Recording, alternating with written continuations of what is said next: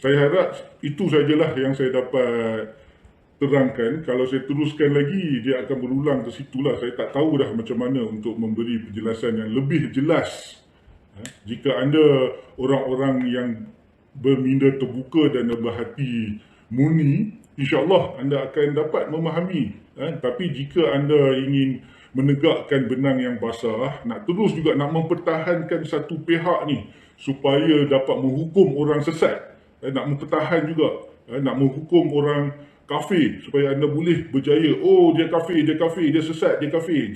Supaya anda boleh buat macam tu, anda teruskanlah, anda terus berpeganglah kepada apa yang anda terangkan tu. Tapi jika anda seorang yang mempunyai wasatiyah, anda akan fahamlah, anda akan faham apa yang saya huraikan. Okey, sikit lagi ya. Kita masuk ke kata-kata penutup oleh Dr. Haris. Kata-kata penutup ya. Yang ini pada minit 44.02. Antara lain beliau berkata, nak menghukum orang kafir supaya anda boleh berjaya. Oh, dia kafir, dia sesat, dia kafir. Supaya anda boleh buat macam tu, anda teruskanlah. Tetapi jika anda seorang yang mempunyai wasatiyah, akan fahamlah anda, akan faham apa yang saya huraikan. Beliau juga berkata lagi ya, saya harap kita dapat bersama menghindari daripada menjadikan kufur kepada Allah dan menyesatkan. Menghindari daripada maksudnya di sini menghukum orang lain menjadi kufur kepada Allah dan menyesatkan orang lain. Jadi tuan-tuan dan puan-puan, daripada kata-kata ni nampaknya Dr. Haris ni dia faham bila kita, maknanya saya dan geng yang berbeza pandangan dengannya dalam hal ini, kita ni suka-suka tak? Oh dia kafir, dia sesat, dia kafir. Okey. Jadi tuan-tuan dan puan-puan, saya nak bagi contoh permisalan. Kita semua baik saya, baik Dr. Haris dan semua kita semua belajar cara mengambil wuduk. Pada waktu yang sama kita juga belajar perkara-perkara yang boleh membatalkan wuduk.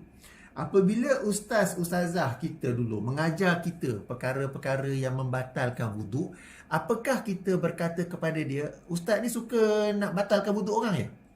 Ustaz ni suka nak batalkan wuduk orangnya? Ke kita faham bahawa kita kena belajar dua perkara. Perkara-perkara yang cara ambil wuduk dan yang menyebabkan wuduk kita menjadi sah. Dan apakah pula perkara-perkara yang membatalkan wuduk. Sama juga untuk solat. Kita belajar tentang cara-cara melaksanakan solat. Kita juga belajar tentang perkara-perkara yang membatalkan solat.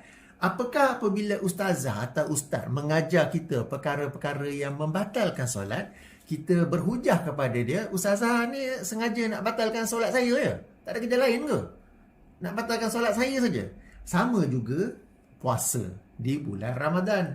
Kita belajar tentang puasa, dan kita juga belajar tentang perkara-perkara yang membatalkan puasa. Apakah bila kita belajar itu, kita tuduh orang yang ajar kita tu, kamu ni saja nak batalkan puasa saya ya? Okey? Jadi tuan-tuan dan puan-puan, sama juga dalam topik yang sedang kita bincang sekarang ini. Kita bincang tentang perkara-perkara yang menjadikan kita ni orang beriman. Pada waktu yang sama, kita juga belajar perkara-perkara yang boleh membatalkan keimanan. Memang topik ini jarang-jarang disentuh di Malaysia. Kita di Malaysia banyak sentuh bab fiqah, bab akidah kurang. Kita kurang bincang tentang perkara tauhid dan perkara-perkara yang boleh merosakkan tauhid. Kita belajar tentang Islam, kita tak belajar perkara-perkara yang boleh membatalkan keislaman. Kita belajar tentang iman, kita tak belajar tentang perkara-perkara yang membatalkan keimanan tersebut. Tuan-tuan dan puan-puan yang dirahmati Allah, memang kita semua tak mahu, bahkan kita ditegah daripada bermudah-mudahan untuk menghukum kafir, menggelar kafir kepada orang lain. Kan? Bahkan Nabi SAW pernah berpesan ya, jika seseorang tu menuduh saudaranya kafir, memanggil saudaranya kafir, dan ternyata saudaranya itu tidak kafir, gelaran itu kembali kepada dirinya. Memang ada kata-kata daripada kalangan tokoh generasi salafus soleh, jika kamu lihat pada saudara kamu, saudara semuslim kamu itu, satu perkara yang nampak macam mengkafirkan dia, hendaklah kamu mencari 99 sebab lain, 99 alasan lain untuk mengatakan dia tidak kafir. Memang kita tak mau mengkafirkan. Akan tetapi, walau bagaimanapun, namun begitu, kita kena belajar perkara-perkara yang boleh membatalkan keimanan, perkara-perkara yang boleh menyebabkan seseorang itu jatuh kafir. Kita kena belajar bukan untuk bermudah-mudahan panggil orang tu oi kafir, tetapi supaya orang tu sendiri dapat menjaga dirinya daripada jatuh ke lembah kekafiran, daripada ahli keluarga itu sendiri, sesama mereka, seorang ayah, seorang ibu dapat menjaga ahli keluarganya daripada keyakinan yang boleh membawa kepada kekafiran. Jadi ini salah satu salah faham yang sangat fatal di sisi Dr. Haris. Dia anggap orang macam saya dan orang-orang yang berbeza pandangan dengan dia dalam isu ni, dia tak nampak tau kesalahan dia. Dia memang, kita sedang kenal hati dia tu macam mana, fikiran ni macam mana, sikap ni macam mana. Dia punya salah macam mana pun, dia tak akan salah, tapi orang lain yang salah. Sampai-sampai dia boleh letak gambar yang salah, kita kata salah. Dia kata kena salahkan satu dunia yang juga menggunakan internet, gunakan Google untuk tengok gambar apa semua tu kan.